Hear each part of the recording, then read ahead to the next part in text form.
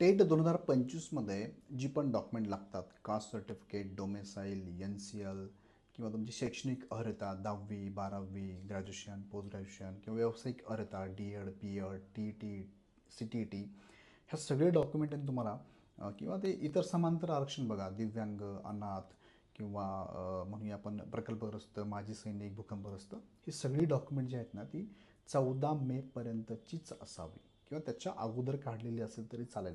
14 तारखेनंतरची document चालणार नाही, accept N-C-L आहे त्याची रिसिप्ट चालते. बाकी मात्र सगळे डॉक्युमेंट 14 तारखेपर्यंतचीच असावी लागतात.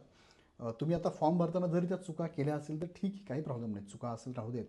पण पुढच्या प्रोसेसमध्ये जेव्हा सेल्फ सर्टिफिकेशनचा अर्ज असतो तो भरायचा असतो शिक्षक भरतीमध्ये पवित्र पोर्टलवरती, तिथे तेव्हा मात्र तुम्हाला हे डॉक्युमेंट नसतील तर तुम्हाला त्याच्या आधारे जे काय संधी, फायदा, आरक्षण आहे ते मिळणार नाही आहे.